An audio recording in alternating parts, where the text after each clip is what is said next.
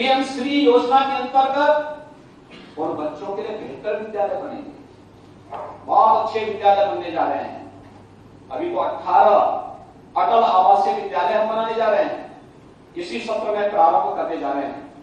Registered श्रमिकों के बच्चे, कोविड के दौरान जो बच्चे अनाथ हुए हैं, उन बच्चों को, अन्य अनाथ बच्चों को स्कूलों में वर्ल्ड क्लास इंफ्रास्ट्रक्चर के साथ हम लोग उत्तम शिक्षा देने जा रहे हैं। और इस सरकार पूरा खर्चा उन बच्चों को देगी, लॉजिंग फूडिंग की सारी सुविधा बच्चों के लिए। हमने तो किसी की जाति नहीं देखी, किसी का मजहब नहीं देखा। हमारी आने वाली पीढ़ी है, उसके भविष्य को अच्छा बनाना हमारा दायित्व है। अपनी जिम्मेदारी से हम भाग नहीं सकते हैं और हमारी सरकार इसको कर रही है। इसको हर विकास खंड स्तर पर, हर न्याय पंचायत स्तर पर आगे बढ़ाने का कार्य हो रहा है। माध्यमिक स्तर पर माध्यमिक शिक्षा के गवर्नमेंट विद्यालयों के साथ साथ शासकीय सहायता प्राप्त निजी प्रबंधन के विद्यालयों को भी उनके रिनोवेशन के लिए, नई बिल्डिंग के लिए हम पैसा देना चाहते हैं और इसके लिए धनराशि की व्यवस्था बजट में की गई है। और यही नहीं, उनके संस्कार होंगे तो अपनी विरासत को पोसेंगे, पोस नहीं रहे हैं। भगवान राम तक को नहीं प्रसन्न हुए और मध्यकाल के महान संत तुलसीदास जी को इस प्रकार की टिप्पणी दी गई। तुलसीदास जी की विरासत को देश और दुनिया आकर्षित होती है और तुलसीदास जी के साथ जुड़ाई है। बेचारे जब रामचरितमानस लिखना प्रारंभ किया था, पोथी चोरी हो जाती थी, लेकिन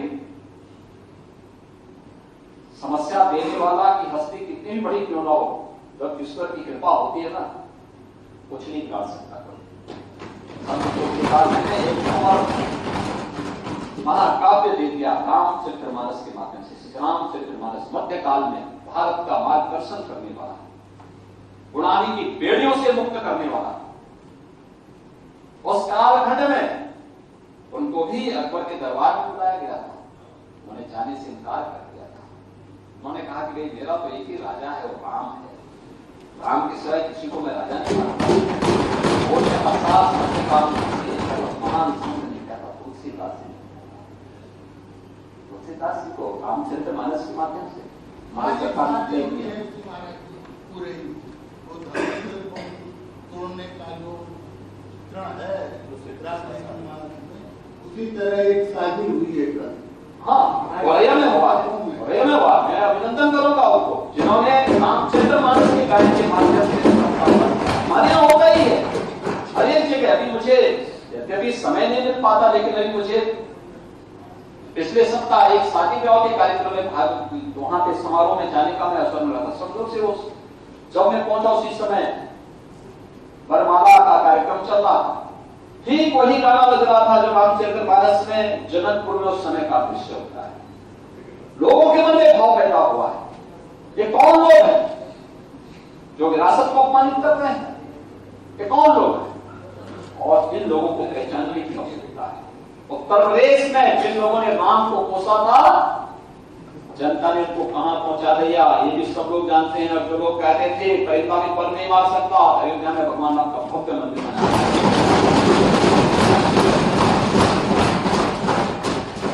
जनवरी 2014 में जब रामलाल अपने मंदिर में फिर से विराजमान होंगे, पूरा भारत की पूरी दुनिया गौरवान्वित होगी, विरासत का सम्मान करेगी। राम की विरासत हम सबको गौरव की अनुभूति होनी चाहिए। और हमने तय किया है संस्कृत विद्यालयों के रिनोवेशन के लिए 100 करोड़ रुपए की व्यवस्था भी की है और संस्कृत के बच्चों के लिए स्कॉलरशिप की व्यवस्था सरकार भी स्कॉलरशिप की व्यवस्था भी देगी। रोहित कल्याण बोर्ड का निर्माण गठन तो हम कर ही रहे हैं, सारी उसकी कार्य योजना चल रही है। अच्छा होगा विरोधी दल के नेतागण यहां पर इस मुद्दे पर चर्चा करते हैं,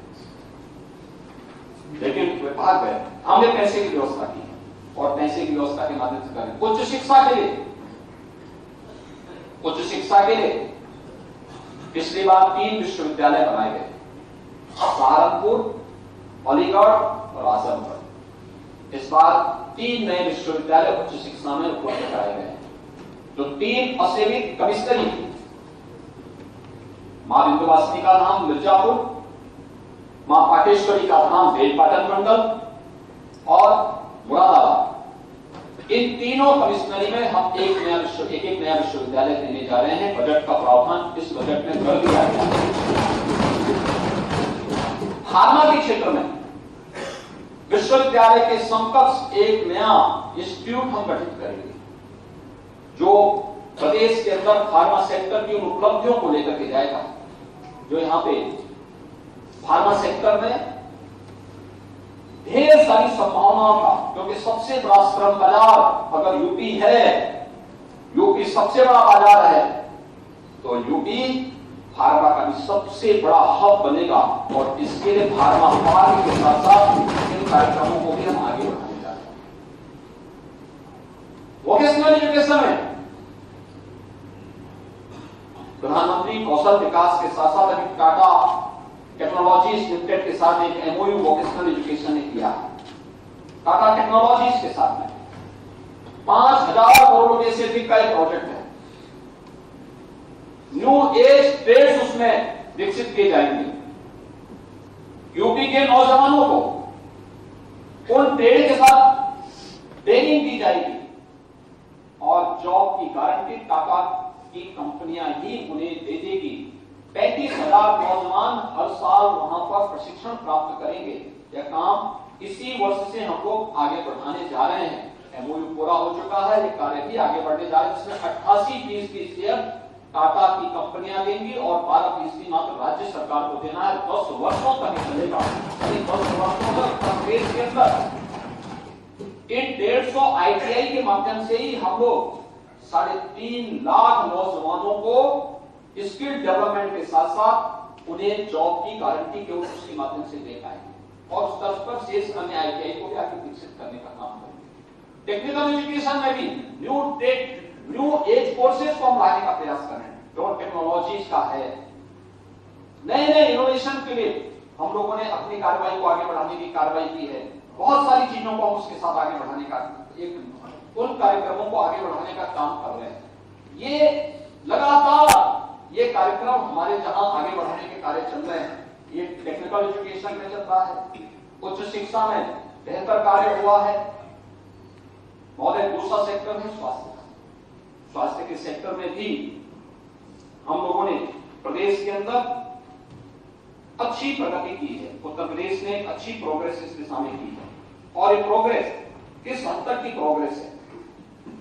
कोविड-19 आज लगभग समाप्त सा हो गया है और हम देख सकते हैं कि यहां पर आज कोरोना महामारी की स्थिति लगभग समाप्ति की कगार पर है।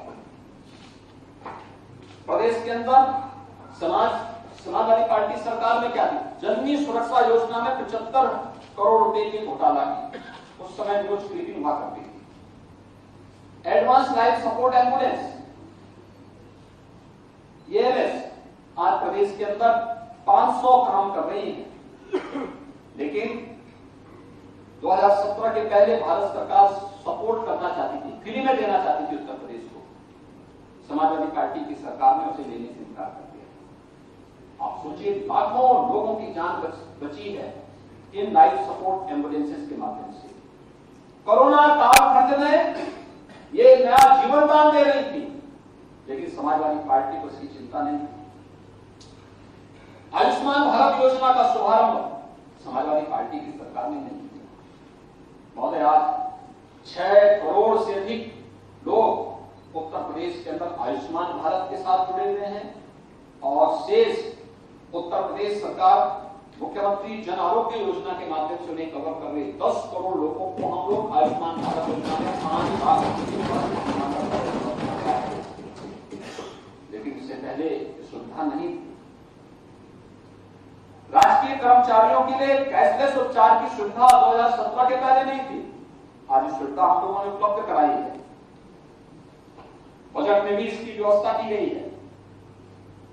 मुख्यमंत्री जन आरोग्य मेला यानी मुख्यमंत्री आरोग्य मेला के माध्यम से 2020 में हम लोगों ने फरवरी 2020 में प्रारंभ किया था। अब तक 11,72,29,000 से अधिक रोगी इससे लाभान्वित हुए हैं और जिसमें से 2,07,70 गंभीर रोगियों को हायर सेंटर रेफर करके उनके उपचार की व्यवस्था की गई है और 11,80,000 से अधिक गोल्डन कार्ड भी आयुष्मान भारत के उपलब्ध कराए गए, गरीबों को उपलब्ध करवाए गए हैं। 250 सामुदायिक स्वास्थ्य केंद्रों को टेली मेडिसिन की सेवा से जोड़ा गया है। 361 सामुदायिक स्वास्थ्य केंद्रों में टेली रेडियोलॉजी सेवाएं उपलब्ध कराई गई हैं। महोदय, 2017 के पहले प्रदेश के अधिकांश जनपद थे जहां कोई वेंटिलेटर नहीं था, कोई आईसीयू बेड नहीं।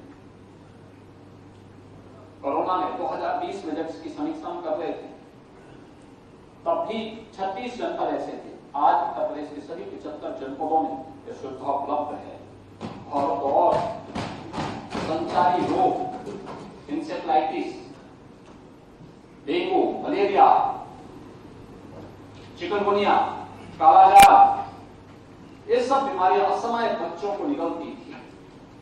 40 वर्ष में पूर्वी उत्तर प्रदेश और तराई के क्षेत्र से जुड़े हुए हमारे उन जनपदों में 50,000 से अधिक मासूम बच्चों ने जान दी है।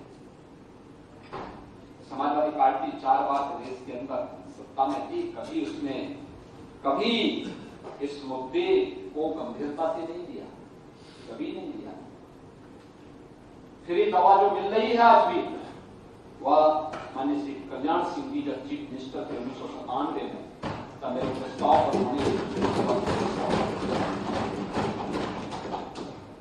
समाजवादी पार्टी कभी गई नहीं, देखने के लिए तक नहीं गई। तो जो मरने वाले 50,000 बच्चे थे, ज्यादातर बच्चे दलित समुदाय से और अल्पसंख्यक समुदाय से, उनके प्रति संवेदना कभी उनके मन में नहीं आई, कभी नहीं आई। जाति की लोग बात करते हैं, लेकिन एक गरीब, एक वंचित, एक दलित, एक अति पिछड़ा व्यक्ति दवा के बहाव में दम तोड़ रहा था, लेकिन कभी उसका हाल देने के लिए नहीं गए, सुविधाएं उपलब्ध कराने का कोई प्रयास नहीं था। आज मैं कह सकता हूं हमारी टीम ने जो प्रयास किया, सभी विभाग मिलकर के कार्य प्रारंभ किए, महोदय परिणाम है। इंसेफ्लाइटिस 96% मौत को नियंत्रित करने में उत्तर प्रदेश ने सफलता प्राप्त कर ली है। हर विभाग ने अपना अपना काम किया, आज परिणाम सामने। मलेरिया उन्मूलन की दिशा में आगे बढ़ चुकी है। डेंगू पर प्रभावी नियंत्रण है। कालाजार और चिकनगुनिया के लिए भारत सरकार ने उत्तर प्रदेश को सम्मानित किया है और उत्तर प्रदेश के कोविड प्रबंधन की चर्चा तो दुनिया ने भी माना है, WHO ने भी, नीति आयोग ने भी उत्तर प्रदेश की चर्चा की है। Uttar Pradesh medical supply corporation का गठन किया और 18 से 22 के बीच में मात्र 3 वर्ष में हम लोगों ने 4500 करोड़ रुपए की बचत भी की और हॉस्पिटल में पहले से ज्यादा दवाइयां भी उपलब्ध करवाने का काम किया। महोदय, मिशन इंद्रधनुष के अंतर्गत अलग अलग अभियान चले। इन अभियानों के अंतर्गत प्रदेश के अंदर 7 मार्च, 4 अप्रैल, 2 मई 2022 में अभियान चलाए गए और इन अभियानों में 36,82,000 बच्चों को, 10,31,000 गर्भवती महिलाओं को टीकाकरण से आच्छादित किया गया। राष्ट्रीय कृमि मुक्त दिवस के रूप में भी प्रदेश के सभी 75 जनपदों में अभियान चलाया गया, जिसमें 7,13,61,000 से अधिक बच्चों को इससे लाभान्वित किया गया। और प्रदेश के अंदर अगर हम लोग 2016 की तुलना में देखेंगे, ये सर्वे भारत सरकार के हैं, नेशनल टेमरी हेल्थ सर्वे, 16 की तुलना में 19 में अगर आप देखेंगे, मातृ मृत्यु दर 197 थी, यह प्रति लाख और घट करके 19 में 167 रह गई। अभी 22-23 के सर्वे आने बाकी है। शिशु मृत्यु दर, नवजात शिशु 30,000 प्रति हजार से 30 प्रति हजार से घट करके 2020 में यह 28 हो गई। शिशु मृत्यु दर 43 प्रति हजार से 2020 में ये घटकर के 38 हो गई। नेशनल फैमिली हेल्थ सर्वे 15-16 की तुलना में 19-20 में उत्तर प्रदेश के अंदर संस्थागत जो प्रसव है ये 67% से बढ़कर के लगभग 84% हो गई। फुल इम्यूनाइजेशन टीकाकरण की जो स्पीड है ये लगभग 70% से ऊपर हो गई और सकल प्रजनन दर 2.7% से घट करके 2.4% रह गई है। ये स्वास्थ्य क्षेत्र में काम हुआ। आज प्रदेश के अंदर हर जनपद में निःशुल्क डायलिसिस की सुविधा उपलब्ध कराई जा रही है।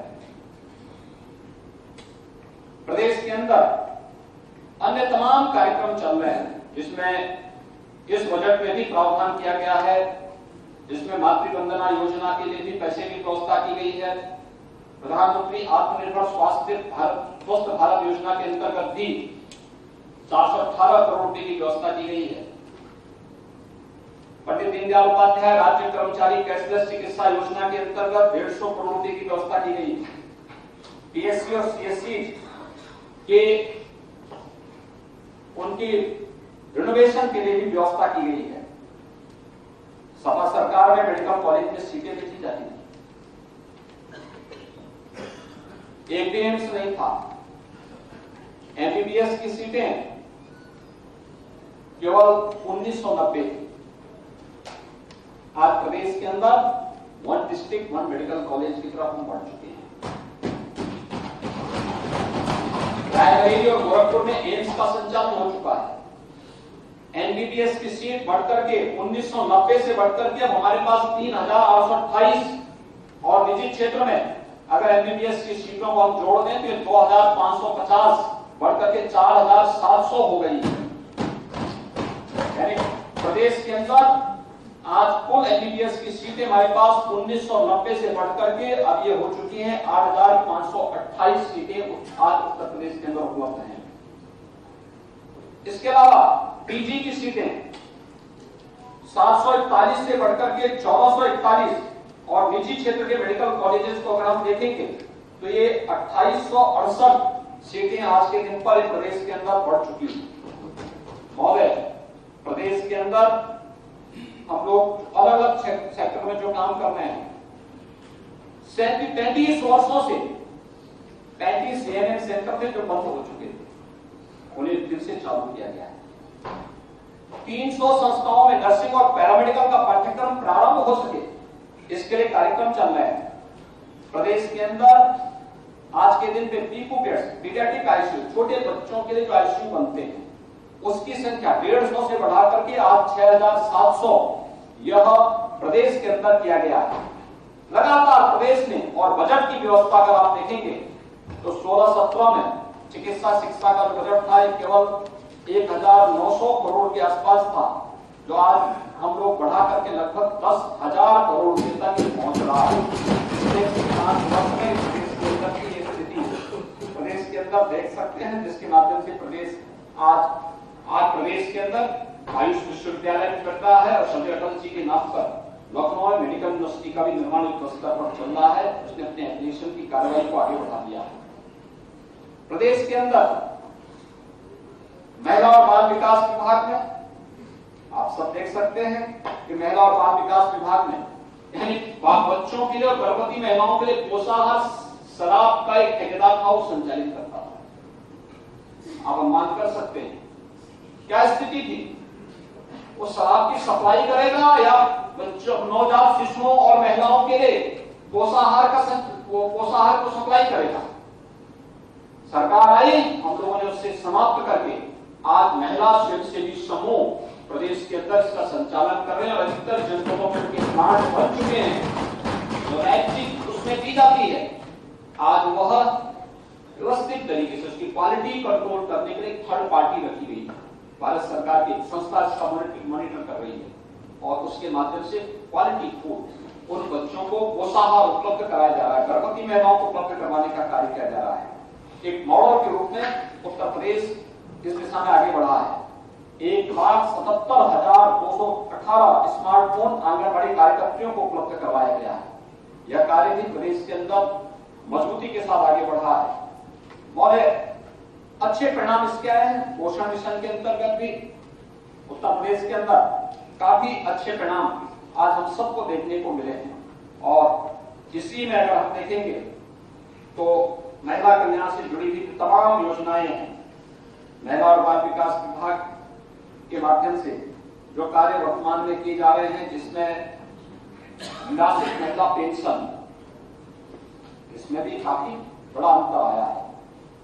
आज इनके लिए पेंशन की व्यवस्था, कन्या सुमंगला योजना के लिए पैसे की व्यवस्था, मुख्यमंत्री सामूहिक विवाह योजना जो हम लोगों ने 2017 में प्रारंभ की थी, समाजवादी पार्टी विरोध कर रही, कहते कि गरीबों का अपमान कर रहे हैं।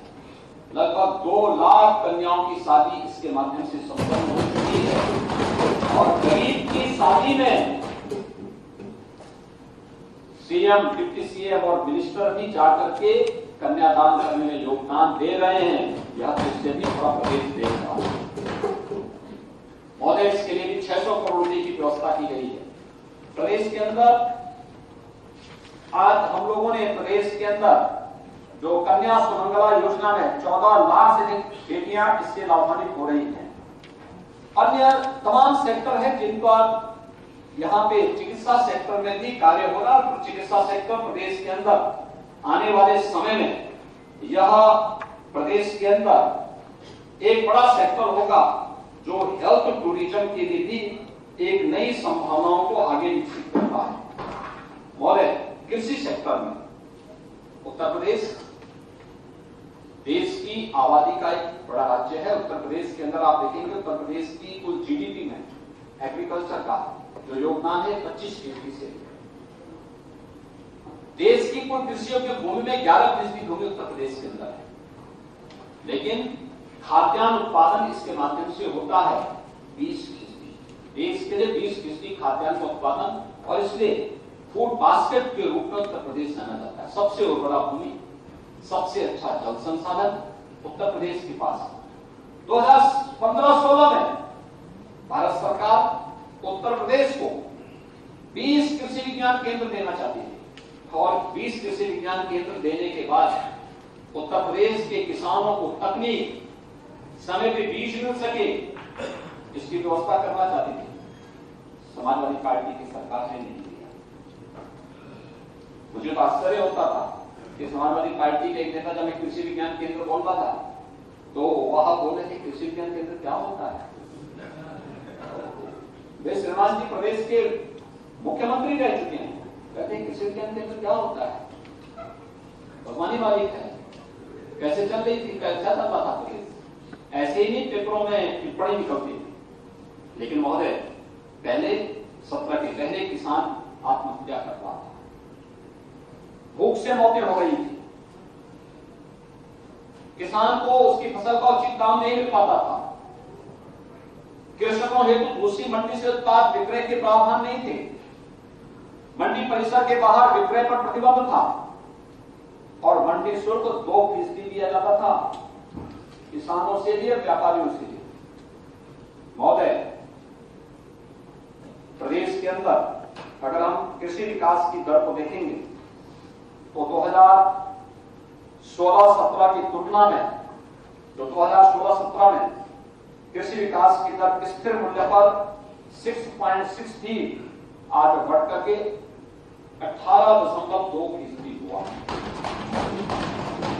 प्रधानमंत्री किसान सम्मान निधि, जिसे आदरणीय प्रधानमंत्री जी ने दिसंबर 2018 में प्रारंभ किया था, आज उत्तर प्रदेश के अंदर 2,60,00,000 किसान 51,639 करोड़ रुपए से अधिक की राशि डीबीटी के माध्यम से उनके अकाउंट में जा चुका है। हमारे लिए एक बहुत चिंता का विषय है, पूरे देशवासी इस पर चिंतित हैं, प्रदेशवासी चिंतित हैं। कैंसर, किडनी फेलियर होना, लीवर का खराब होना, मुख्य कारण है एक अत्यधिक मात्रा में पेस्टिसाइड, केमिकल और फर्टिलाइजर का उपयोग करना दूसरा कारण है। गौ आधारित खेती इसका एकमात्र समाधान है, और उस प्राकृतिक खेती के लिए प्रदेश सरकार ने गंगा जी के तटवर्ती 27 जनपदों को, बुंदेलखंड के 7 जनपदों को इसके दायरे में किया है। इस पर हमारा कार्य चल रहा है, इस पर हम लोग लगातार अभियान चला रहे हैं और प्रदेश ने इसके